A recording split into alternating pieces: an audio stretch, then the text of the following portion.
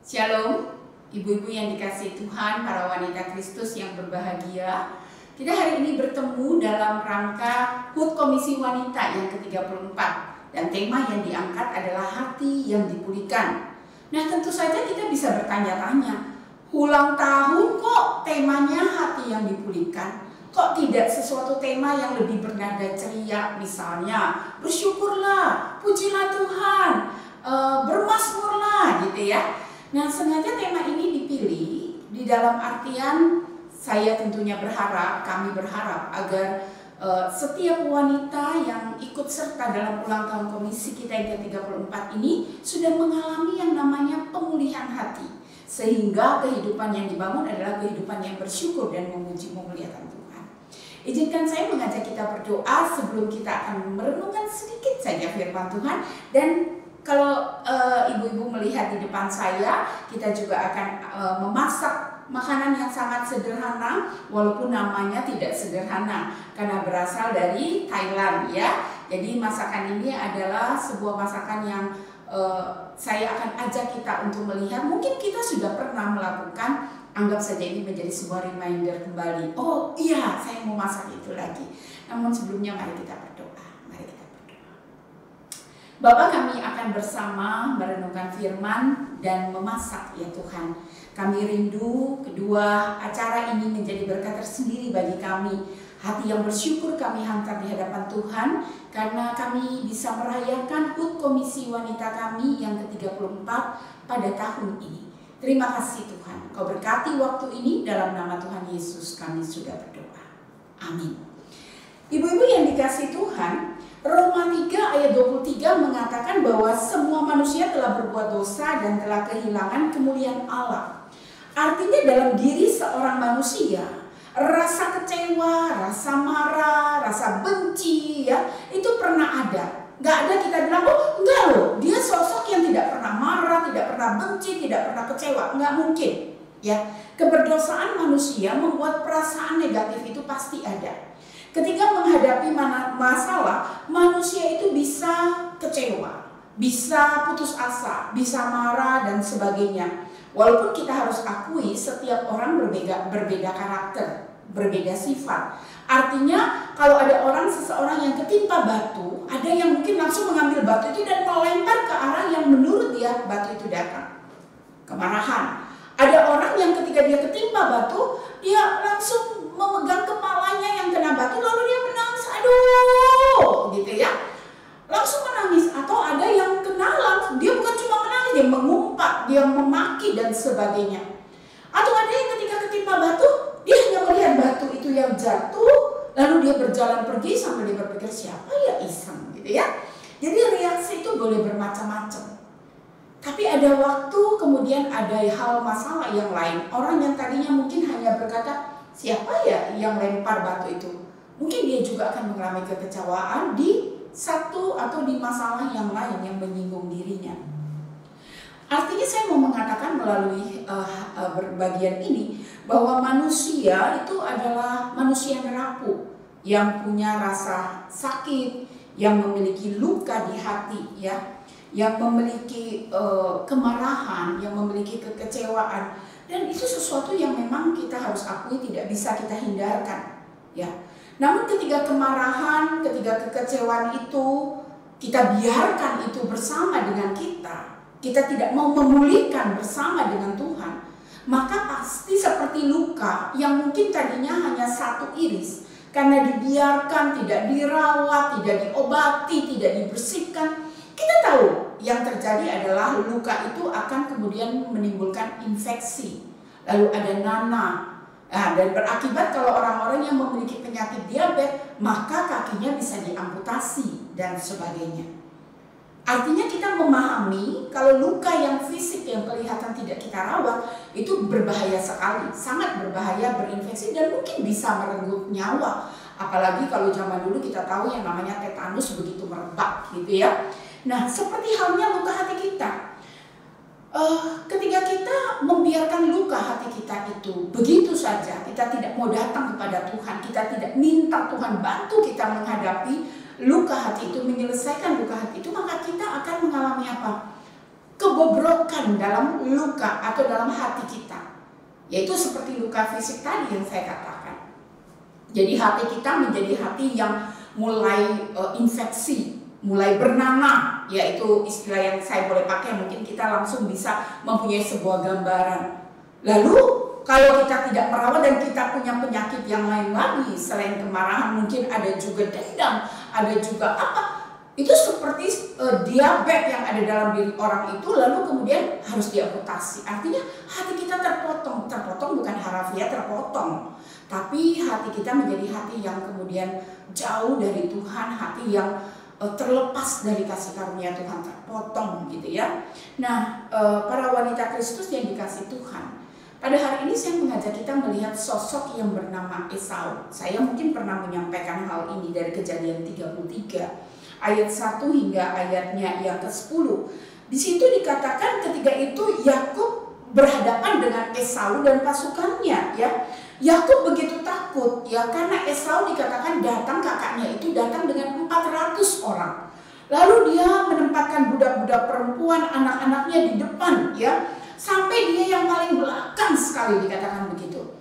Lalu kemudian ketika dia bertemu dengan Esau kakaknya itu, Esau justru yang berlari mendapatkan dia gitu ya. Lalu bahkan Esau bilang, apa maksud kamu dengan segala sesuatu ini dan kamu berada di belakang sepertinya gitu ya. Lalu si Yakub menjawab, ya aku takut gitu loh. Aku takut karena aku telah melakukan yang salah dengan kamu. Aku tidak berani lagi ya. Lalu kemudian Yakub bilang, karena engkau mengampuni aku, tolong ambil ini semua. Tolong bawa ini semua. Yakub bilang, gak usah. Aku sudah sangat dicukupkan. Aku sudah senang bertemu dengan kamu. Ini saya membahasakan ya. Bahkan kemudian yang terakhir kemudian dikatakan oleh si Esau, apakah maksudmu dengan seluruh pasukan yang telah bertemu aku tadi? Jawabnya, untuk mendapat kasih karunia Tuhan. Tetapi Esau bilang, aku mempunyai banyak adikku, peganglah apa yang ada padaku gitu ya. Artinya apa yang ada padamu. Artinya Esau mempunyai hati yang terluka, pernah dilukai oleh seorang adik yang mengambil hak sulungnya, yang kemudian menipu berkat di papanya yang harusnya dia terima. Ya, wah, itu kemarahan yang luar biasa. Tapi kenapa pada waktu dia bertemu dengan Yakub dia bisa pulihkan? Karena Esau mengatakan bahwa Allah yang telah menyertai dan menolong dia. Dan papanya memang bilang, kalau engkau hidup baik, maka ada belas kasihan yang datang daripada Allah. Hati yang terluka tidak dibiarkan menjadi infeksi dan kemudian menjadi bernanah oleh Esau. Tapi dia datang kepada Tuhan, dia mengalami pemulihan, dipulihkan hatinya, ditolong oleh Tuhan. Dan yang terjadi, dia malah diberkati oleh Tuhan. Ada banyak pasukan, dia punya istri, punya anak-anak yang diberkati. Bahkan adiknya bahkan memberi kembali, ada berkat-berkat yang dititipkan kepadanya. Nah, para wanita Kristus yang dikasihi Tuhan, di hari ulang tahun kita yang ke-34 ini, mari kita membiarkan hati kita juga dipulihkan oleh Tuhan. Saya tidak tahu kekecewaan apa yang kita miliki, kemarahan apa yang kita punya. Tapi yang saya tahu, Tuhan itu Tuhan yang mengasihi. Tuhan yang tidak mau kita tenggelam, Tuhan yang tidak membiarkan kaki kita diamputasi atau luka di hati kita itu diamputasi. Tapi Tuhan mau membalut dengan kasih-Nya. Itulah sebabnya Ia datang ke dalam dunia ini. Tujuan Allah datang ke dalam dunia ini menjadi manusia adalah memulihkan hubungan manusia dengan Dia. Adalah memulihkan hidup manusia yang binasa menjadi hidup yang diselamatkan. Mari kita boleh menyerahkan hati kita dan kita mengalami pemulihan bersama dengan Tuhan. Tuhan Yesus memberkati kita sekalian. Nah, para wanita yang dikasihi Tuhan, kalau kita sudah bersama mendengarkan firman, mari saya juga mau mengajak kita untuk memasak gitu ya. Masak apa nih Bu Heni ya? Masak apa? Masak sesuatu yang sangat simpel sebenarnya ya. Tapi mungkin yaitu yang tadi saya katakan di pertama, mungkin kita tidak berpikir untuk memasak ini karena kita tidak punya sebuah sesuatu yang pernah kita lihat atau kita dengar. Atau kita pernah memasak tapi lama sekali kita tidak masak karena tidak ada reminder, katakan begitu ya. Namanya ini adalah pakrapau mo. Kenapa ada mo? Mo itu babi. Kalau pakai ayam gai gitu ya. Tapi lebih dikenal dengan daging babi goreng dengan basil. Nah, apa itu basil? Basil adalah kemangi. Kalau Indonesia kemanginya beda dengan kemangi Thailand ya. Nah kebetulan ada sedikit yang saya punyai lalu saya bawa ya. Lalu apa namanya? Thai basil pork juga ada nama lainnya. Jadi ini ada beberapa nama ya. Tapi intinya semuanya berbicara tentang masakan yang sama ya. Jadi oke. Nah berikutnya saya akan mulai memperkenalkan bahan-bahan yang akan kita pakai. Bahan yang utama ya tentunya daging ini, daging babi ya. Ibu-ibu, para wanita kalau tidak suka babi boleh pakai ayam, boleh juga pakai daging sapi, boleh aja. Sukanya yang mana, tapi yang menjadi perhatian atau menjadi menu utama yang memang diperkenalkan adalah babi ya. Lalu ini dia, ada bombay ya, lalu ada ini yang disebut dengan krapau atau basil ya, ini dia ya, basil. Nanti ibu-ibu boleh buka Google, ini mudah-mudahan bisa kelihatan ya. Ini berbeda dengan kemangi kita. Baunya aja beda, nanti bisa coba ya. Lalu kemudian ini bombay yang tadi saya bilang, untuk setengah kilo atau 500 gram saya menggunakan satu bombay dengan ukuran segini yang saya potong telah menjadi dadu. Lalu ada bawang putih kurang lebih 7-8, boleh jangan terlalu banyak supaya tidak dominan rasanya ya. Lalu ada cabai yang saya juga sudah iris. Kalau ibu-ibu suka pedas, boleh cabenya itu diulek gitu ya. Kalau saya pikir saya iris saja supaya lebih netral, walaupun tetap ada rasa pedas tapi tidak sampai kepedesan ya. Lalu ini ada saus tiram yang akan digunakan. Ini minyak tentunya untuk menumis. Lalu ini adalah kecap asin ya. Nah kalau aslinya daripada resep ini mereka menggunakan dark soy atau kecap hitam. Tapi kecap hitam terbilang tidak murah juga, sementara kita jarang menggunakan. Tapi kalau ibu-ibu sering menggunakan boleh beli ya. Jadi bisa pakai beberapa kali. Saya untuk mengkamuflase warnanya saya menggunakan kecap manis. Karena resep aslinya juga menggunakan gula, saya tidak pakai gula. Kenapa sudah ada kecap manis? Yang saya tahu Indonesia resepnya itu selalu kebanyakan kalau memasak pakai kecap manis ya.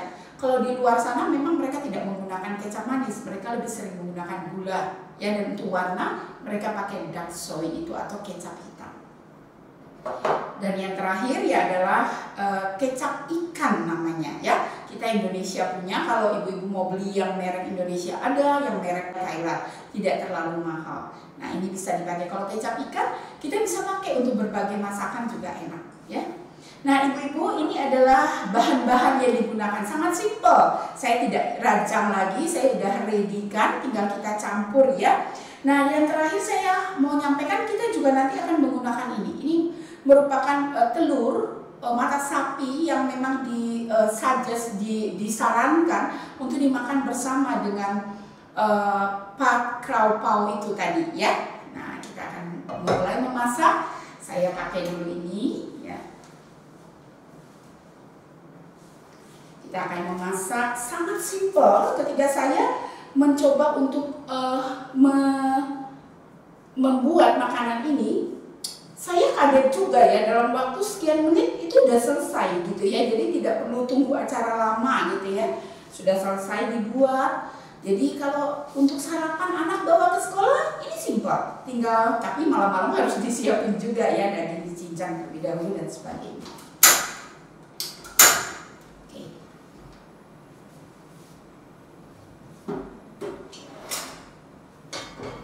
Oke. Pertama tentunya minyak ya ibu-ibu ya. Minyak, kita taruh minyak secukupnya. Jangan juga terlalu sedikit karena ada daging ya. Kita tunggu minyak ini panas. Lalu seperti biasanya yang ibu-ibu ketahui, kita biasanya langsung menumis bawang dan cabai kita satuin ya.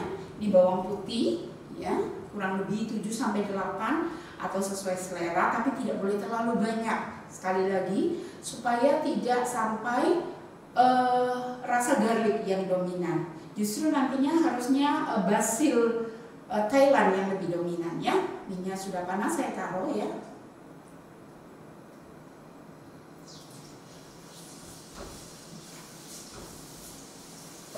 Samaan dengan chili atau cabai. Bagi ibu-ibu yang tidak terlalu suka pedas atau mau masak untuk anak, tidak mau menggunakan cabai juga nggak apa-apa ya. Bisa menggunakan cabai besar yang dibuang bijinya supaya ada warna. Tapi kalau nggak juga nggak apa-apa ya. Kalau yang suka pedas boleh diulek.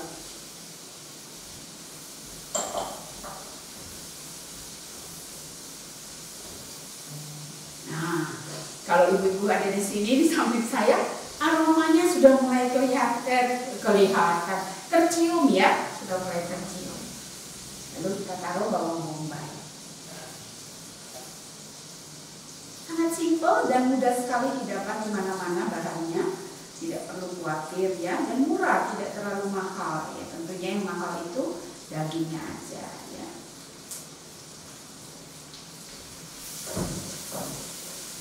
Kita tidak perlu menunggu terlalu layu ya. Jadi dengan kondisi begini kita sudah bisa menaruh dagingnya.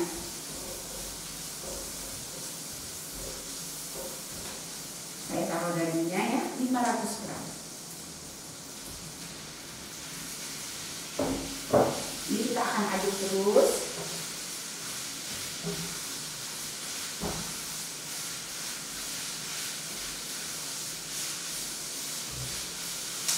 Wah. Kalau ibu-ibu mau warnanya lebih cantik, boleh pakai cabai besar ya. Cabai besar, buang bijinya supaya tidak terlalu pedas. Kalau pakai pedas, itu memberi warna yang lebih meriah bagi masakannya. Kadang-kadang dengan apa yang kelihatan bisa menimbulkan selera. Ibu-ibu, kita bersyukur kepada Tuhan. Tuhan memberikan kita rasa ya, memberikan pengecap bagi kita sehingga kita bisa merasakan enaknya masakan ya. Kita bisa tahu oh ini kurang apa dan sebagainya ya. Luar biasa Tuhan kita ya ibu ya. Kita harus bersyukur. Nah, ini harus diaduk terus sampai kurang lebih dagingnya berubah warna secara merata.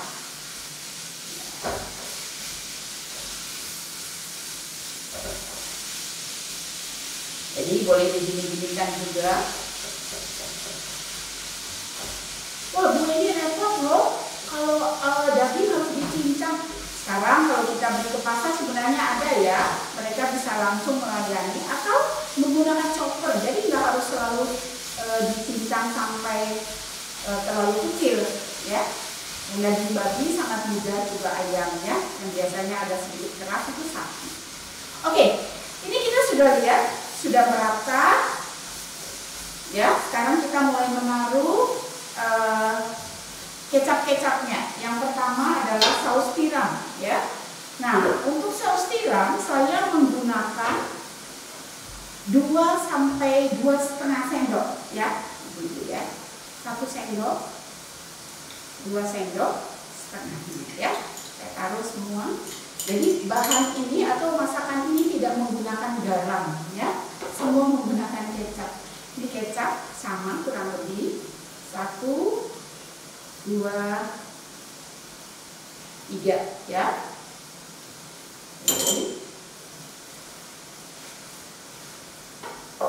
Lalu ini kecap ikannya ya. Kecap ikan lebih sedikit, 2 aja ya. 2,5 ya kurang lebih ya. Kenapa? Karena kecap ikan takutnya terlalu dominan ya. Tapi memang harus pakai ya. Nah, wah, ini kelihatan sedikit berair. Memang kita tahu ada daging-daging yang kalau dicincang kadang-kadang dia mengeluarkan air tersendiri ya. Kita usahakan agak kering, jangan terlalu basah. Nah, untuk memberi warna yang lebih merangsang untuk kita makan, kalau tadi saya bilang di sana mereka menggunakan dark soy ya, atau kecap hitam. Tapi karena saya jarang sekali memakai kecap hitam, jadi saya menggunakan kecap manis sekaligus menggantikan sugar atau gula yang disarankan. Jadi memberi rasa sedikit manis, ada pedesnya ya. Ini kecap secukupnya saja, jangan terlalu banyak ya. Kurang lebih kalau tadi saya ukur 2 sendok juga ya. Hanya untuk sebuah warna.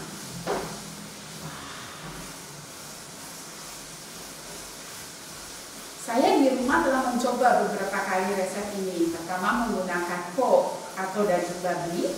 Lalu saya juga mencoba menggunakan daging sapi. Ya, komentar dari anggota keluarga saya adalah bahwa pork jauh lebih enak daripada sapi ya. Tapi kalau secara penampilan sapi itu jauh lebih cantik ternyata ya. Karena dia lebih dark, lebih gelap. Nah, sekarang tiba waktunya untuk saya melepaskan basil Thailand ya. Jadi ini seperti kemanginya, tapi bukan kemangi kita. Nah, ini sebenarnya disarankan sebanyak-banyaknya, maksudnya makin banyak makin bagus. Tapi kebetulan saya belum mendapatkan ya. Tapi kalau ibu-ibu bisa mendapatkan lebih, silakan. Mau lebih banyak dari ini juga boleh. Berapa banyak Bu ini? Ya banyak lah ya. Kalau terlalu cuma 20 lembar tidak memberi rasa. Jadi kalau bisa agak lebih. Nah, untuk daun basil ini hanya sementara, jadi tidak boleh terlalu lama. Ya begitu kita sudah masak ini dan kita tahu ini, oh ini sudah mau selesai, kita akan langsung memberi basilnya ya. Semua ditaruh. Nah, nanti ibu bisa rasakan ada aroma yang berbeda.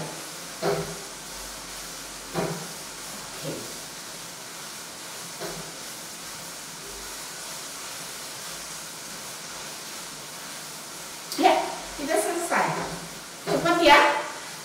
Cepat sekali masaknya ya. Nah, kita udah selesai.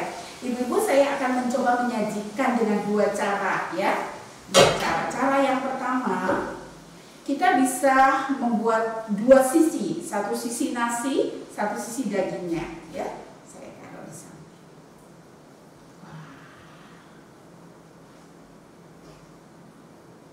Memasak dan menimbulkan kebahagiaan dalam keluarga, anggota keluarga yang makan, itu sebuah sukacita tersendiri yang Tuhan hadirkan ya. Lalu ada telur, ini menjadi sebuah saran penyajian. Nih ya ibu-ibu, jadi ada satu sisi, ada satu sisi daging atau lauknya, dan ada telur dan nasi di sisi yang lain. Cara yang kedua,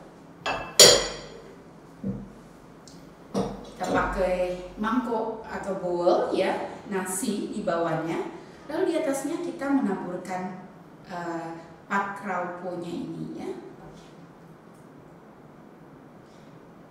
ditutupi.